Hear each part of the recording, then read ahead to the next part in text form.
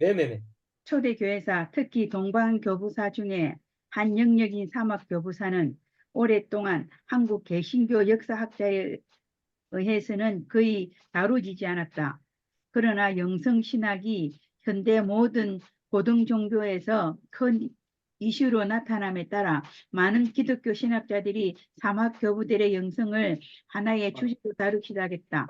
한편 수도원의 영성을 비판하는 시각도 만만치 않다. 사막교부들의 영성이 현실 도피적, 은둔적이로서 사회개혁에는 무관심했고 구원의 복음을 희석시키는 금욕적 보행을 강조하므로 복음을 변질시킬 우려가 있다는 것이다.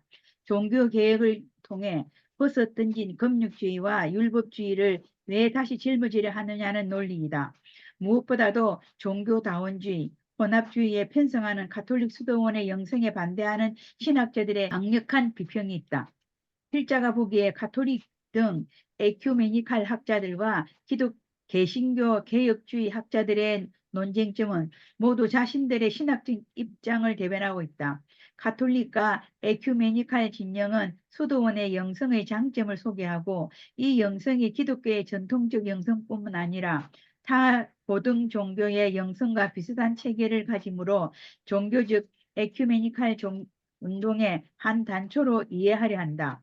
초월적 경험을 상호 나누고 협력하여 종교의 배타성을 극복하고 인간의 보편적 자유와 행복을 추구하자는 이들의 노력은 많은 자유주의 현대 신학자와 인문주의자들에게 공감을 줄 것으로 예상된다. 본 강의는 이 두 진영의 해석을 재해석하여 개혁주의에 반하는 사상은 가감하게 노출시켜 경고하고 다른 한편으로는 기독교의 본래의 정신과 부합하는 사막교부들의 정신적 유산은 개성하려 한다. 즉 필자는 본 연구를 통하여 과거 사막교부들의 경건을 현재 에큐메니칼 진영이 주장하는 초월적 경험의 보편적 가치만을 주장해서는 안 되며 아울러 개혁주의 학자들이 에큐메니칼 진영의 약점만을 강조하고 진실로 우리가 배울 사막교부들의 경건을 잃어버리는 실수를 바로잡으려고 한다.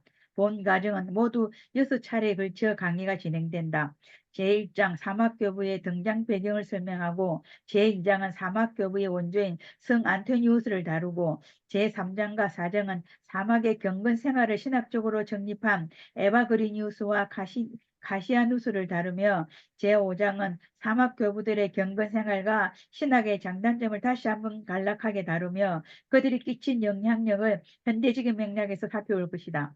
마지막으로 제6장에서는 사막교부들의 열매와 선교사의 삶을 비교하며 결론에 도달할 것이다.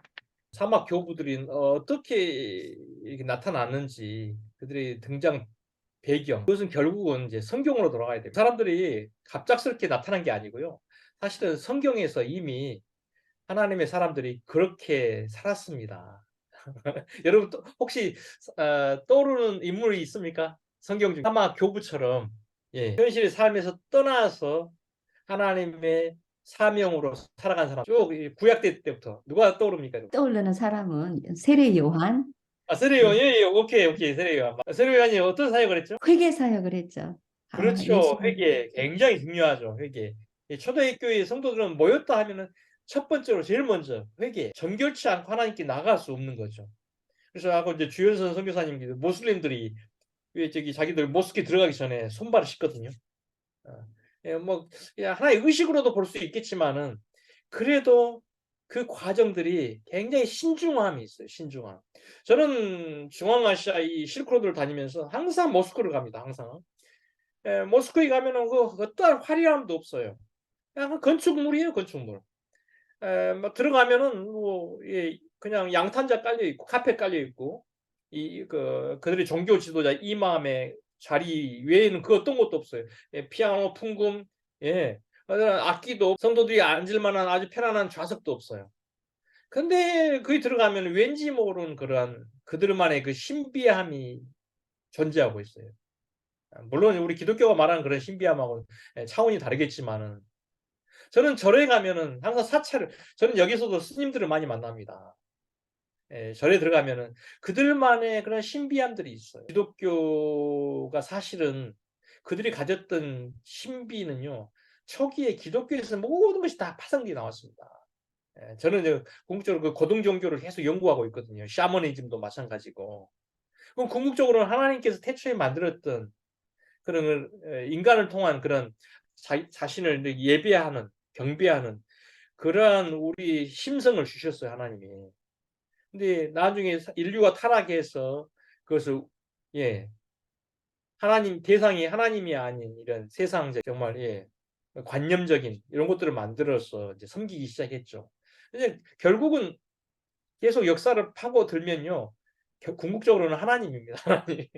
그 과정이 인간의 타락으로 인해서 거의 오염돼서 교부들이 가서 전지전능하신 이 선결하신 하나님을 만나는데 이 피조물이, 이 죄악된 피조물이 어떻게 감히 그분에게 다가서겠어요? 이건 불가능합니다, 여러분. 안 그렇습니까?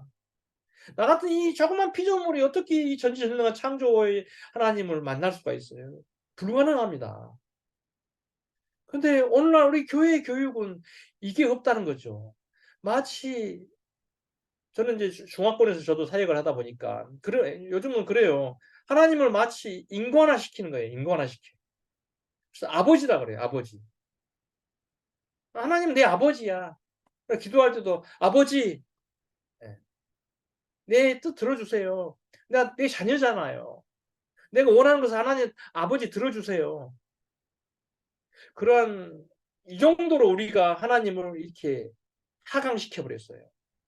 이 절대자를 아주 우리의 동급으로 만들어 버렸어요. 우리가 알죠. 우리 하나님이 인격적이다는 걸 나는 알아요.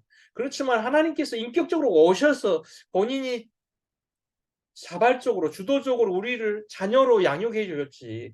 우리가 언제 우리는 그런 권리도 없고요. 근데 오늘날 기독교는 하나님 마찬가지고 성령까지도 마찬가지고 우리의 수하에 두고 우리가 필요할 때 끄집어 쓰는 아주 그러한 상황까지 와버렸어요. 근데 초대교회 때 여러분 아시잖아요. 파피루스에 성경을 적을 때도 여호와 이 글이 나왔을 때 3일 금식했어요. 3일. 그래서 그걸 땅에서 나온 물로 잉크 적셔가지고 글을 쓴 게 아니고 하늘의 이슬을 받아가지고 썼잖아요. 요즘 성지순례 때 들었잖아요. 이 대목을. 그 정도로 여호와 하나님께 다가선다는 것은 이건 불가능한 일. 철저하게 회개하고 정결케 해서 다 나아갔어요. 여호와 그 글 한 번 나올 때마다 쓸 때마다 3일 금식이에요. 3일 금식. 철저하게 정결케 하고. 이제 세례 요한이 나왔습니다. 회개 운동을 펼쳤죠. 또 누가 생각납니까, 여러분? 성경에 구약 시대 때 바로 이제 모세. 애굽의 왕자 이제 모세가 하나님의 주권적인 이끌림으로 인해서 모세가 광야에 나와서 이제 광야길을 통해서 또 다른 모세로 이제 승격이 되죠. 이전에는 전혀 몰랐어요. 하나님, 이전에는 전혀 몰랐어요. 그냥 저는 육신적으로 이렇게 태어나서 이 세상 문화에 젖어서 살았는데 오늘 이렇게 하나님께서 주도적으로 나를 이끌어 주셔서 여기 와 보니까 나의 과거가 나의 이 인생의 전반전은 상당히 심각한 상태였어요. 전혀 몰랐어요. 하나님 나라를 전혀 보지 못했어요. 내가 이러한 존재였구나. 내가 진짜 애굽의 그 궁전에서 살았으면은 절대 몰랐죠. 죽을 때까지 몰랐죠. 오늘 이 전지전능하신 분이 나를 이끌어서 이 사막에 와서 보니까 하나님이 이러한 분이셨구나. 하나님이 나를 통해서 이러한 일들을 지금 계획하고 계시구나. 깨닫게 된 거예요. 야, 그때부터 모세의 삶의 가장 큰 부분은 바로 하나님이시죠. 하나님. 모든 면에 있어서 하나님, 모세의 삶을 확 바꿔버린, 일부가 아니고 전체로 확 바꿔버린 그분이 바로 당연히 우리 예수님은 친히 그렇게 고초를 당하시 않아도 되는데 우리 예수님은 친히 우리의 인류의 모델이 되어 주셨죠. 예수님.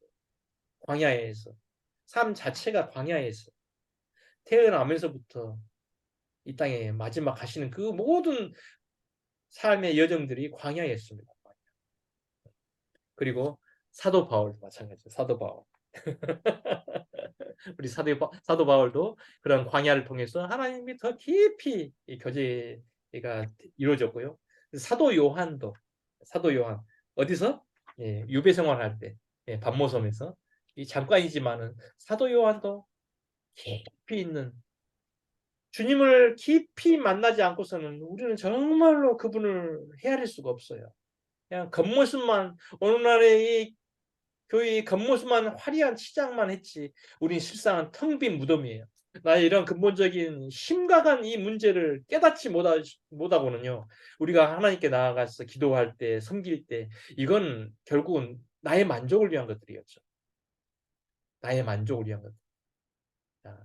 자, 그래서 이 교부들의 삶이 오늘날 우리에게 던져주는 여러 가지 이슈들이 바로 그러한 것들입니다. 나의 현재 모습들을 보게 하는 거예요. 이 사막이 아니고서는 결코 우리에게 던져줄 수 없습니다. 저는 매년마다 반드시 한 달, 두 달씩 실크로드를 갑니다. 실크로드를 가면은요. 가장 제가 기대하는 기간이죠. 올 6월 말에도 지금 이제 주변에서 너무 성화했어요. 그동안 왜 그 좋은 곳을 혼자만 다니냐. 그래서 올 6월부터 이제 올해부터 1년 행사로 만들었습니다. 그래서 이제 실크로드 순례길 행사를 제가 이제 지금 이제 준비하고 있어요. 지금 그래서 누구든지 참석할 수 있도록 올해는 몽골 이제 카자흐스탄, 키르기즈스탄을 가는데 좀 보여주고 싶어요. 그동안에 너무 세속에 찌들려 가지고 염증을 느낀 우리 하나님의 자녀들에게 하나님의 세상을 보여주고 싶고 다른 뭐 구차히 그런 설명이 필요 없죠. 하나님께서 창조하신 이 대자연을 보면서 나라는 존재에 대해서 다시 한번 묵상이 되고 성찰이 되고 말이 필요가 없는 거예요. 하나님께서 친히 우리 각자에게 주시는 메시지가 있고 치유가 있을 거라는 생각이 들어요. 그래서 올해 지금 이제 그 행사를 준비하는데 행여 여러분께서 관심 있으신 분은 같이 참석해도 됩니다. 세속에서의 잠시나마의 떠남. 그래서 이제 거기 사람이 없고 그냥 태초의 그 태고의 그 자연의 신비가 그대로 남겨져 있는 이 중앙아시아에 가서 그냥 몸을 그거에서 맡겨요. 그리고 나서 하나님을 생각하고 하나님을 묵상하고 그렇게 묵상을 오랫동안 하면요. 대화가 또 연결이 됩니다. 하나님 왜 나를 불렀죠? 지난 10월 달에 제가 몽골을 갔습니다. 몽골. 그래서 이제 겨울이 막 이제 오기 시작한데 그 적막한 환경에서 이제 제가 또 묻죠. 하나님 왜 저를 이곳에 부르셨죠? 하나님의 부르시면 분명히 의도가 있는데 하나님 혹시 제가 뭐 잘못한 거 있습니까? 이제 자식의 심정으로 알려주세요. 예. 그리고 이제 제가 올 한 해도 하나님 앞에서 정말 막혀 있는 담들이 무엇인지 나의 문제는 무엇인지 앞으로 향후에 제가 어떻게 살아야 되는지 하나님 알려주세요. 하나님이 원하시는 것이 무엇입니까? 저는 그냥 듣겠습니다. 말씀만 저에게 던져주시면은 저는 그대로 뜻대로 살겠습니다. 뭐 이제 이런 식으로 계속 되물어요. 이제 소소한 이제 개인적인 문제도 하나님께 또 되묻고 저는 그래서 이렇게 이런 사람들이 없는 그런 환경에 가면요 너무 풍성해져요. 저도 모르게. 근데 거기 가서 제가 뭐 답을 얻고자 한 것보다 궁극적으로 하나님의 뜻이 무엇인지 알고 싶어요. 저는 항상. 그렇다고 해서 제가 뭐 아주 뭐 영성적으로 잘 세워진 사람은 아닙니다. 저 나름대로 이 분야를 놓치지 않고 끊임없이 추구하고 이어가려고 몸부림치는 사람이에요. 몸부림치는 사람이에요. 이제 여러분도 마찬가지겠지요. 인생의 후반전은 참 너무나 인간적으로 살았죠. 땅에 매여서 땅의 것들을 추구하고 땅의 사람들이 추구하는 그런 세속적인 그런 삶에 찌들어서 사는 사람들인데 하나님 궁극적으로 적극적으로 콜하는 거죠. 불러내어서 사람들이 없는 곳으로 불러내어서 철저하게 세상과 고립시키는 거예요. 그리고 나서 하나님께서 말씀하는 거예요. 모세야, 바울아, 요한아, 예수님을 쫓던 그 12 제자들은 어떻습니까? 그들도 지극히 세속적인 사람들이었잖아요. 그리고 나서 우리 예수님을 만나고 부활하신 예수님을 만나고 나서부터인지 이러한 부분들이 영적인 부분들이 해결이 되고 진정으로 하나님의 그 뜻을 알고 예전에는 땅의 그러한 정권에 목말랐는데 이제는 하나님 나라에 대한 그런 소망이 생기고 부담감이 생기고 자기의 존재감에 대해서 이제는 누가 뭐라 해도 이야기할 수 있는 그런 사람이 됐죠. 그래서 우리 신분적으로도 다르지만은요. 예, 앞으로 가야 될 우리 번향도 달라요. 그렇기 때문에 참 누구보다도 우리는 그렇게 살아야 돼요. 하나님의 사람으로. 자, 그래서 이제 사막이 고통스럽고 목마르고 사막이 살 수 없는 곳이 아니라 오히려 하나님의 사람으로 거듭나게 하는 곳입니다. 장소도 그렇지만은 우리가 시도를 안 했지. 여러분 사막에 가 보세요. 우리보다 더 천한 미물도 사막에서 살아가고 있습니다. 실제로 그렇습니다, 여러분. 그래서 사막은 우리에게 많은 영감을 줍니다. 예.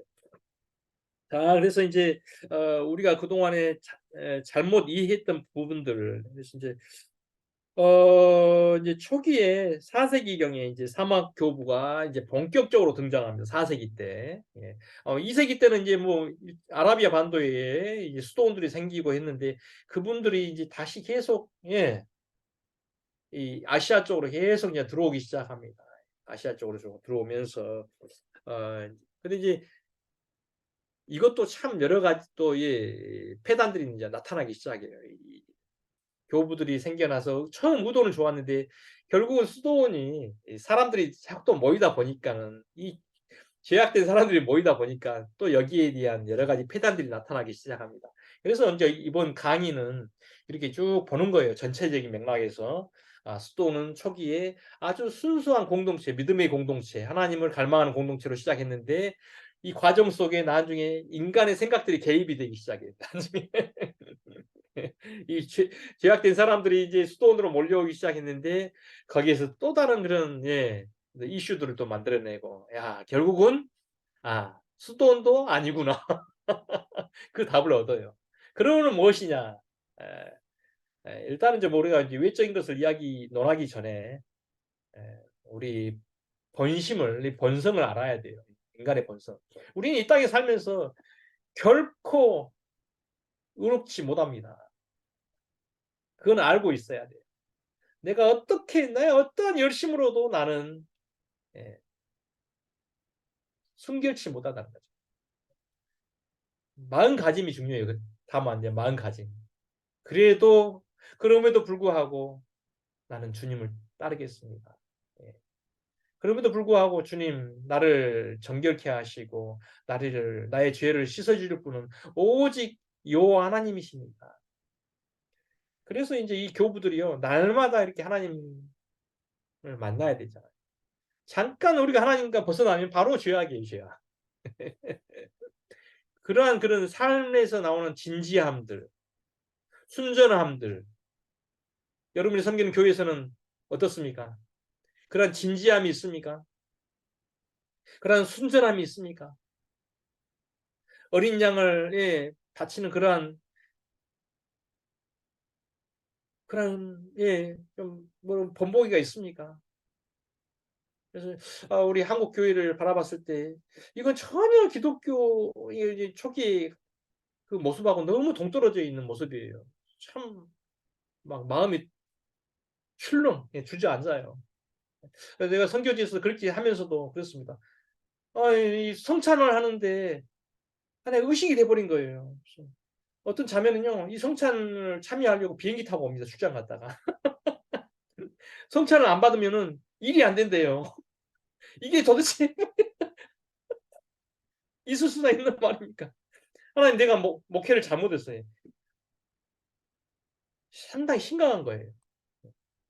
이게 참 이방적인 요소거든요, 이게. 성찬 참석 안 했다고. 물론 참석해야죠. 기념해야죠. 근데 결국은 성찬에 참여한 그 의식마저도 하나님하고는 전혀 상관없이 성찬에 떡과 포도주를 마셔야지만이 내 만족이 되는 거예요. 내 사명을 다한 거예요. 근데 그걸 안 하면은 왠지 내가 좀 뭐 잘못하고 있고 잘못 되어 가고 있는 거예요. 예, 이게 참 상당히 심각한 문제입니다. 그래서 저는 그때 이후로 1년 동안 저는 성찬을 진행하지 않았습니다. 그러고 나서 우리 성도들이 성찬에 대해서 다시 한번 재각인을 한 거예요. 당연히 저는 지도를 했죠. 성찬에 대해서, 성찬의 의미에 대해서, 이 정결의식, 하나님 앞에 진실되게 나아가는, 성결되게 나아가는, 요거 없이 그냥 하나의 의식으로 그동안에 저도 모르게 그렇게 진행해 왔던 거예요. 어느 순간 하나님께서 저에게 말씀해 주시는 거예요. 이건 아니다. 제가 봐도 아무리 생각해도 이건 아니잖아요. 하나님을 빠뜨리고 뭘 한다? 이건 있을 수가 없는 일입니다. 이 초대 기독교의 그 공동체는요, 철저히 하나님 중심. 크든 작든 어떤 일을 하든지 하나님을 빠뜨리고는 이건 있을 수가 없는 일이에요. 그만큼 그들의 삶 가운데 하나님의 영향력은요, 절대적이에요. 절대적. 근데 오늘날 우리 기독교는 하나님 없이도 얼마든지 일을 할 수 있잖아요. 요즘 이제 그러한 목회자들이 많이 설교도 말씀도 많이 주시고 하는데 일본 지진도 나고 예.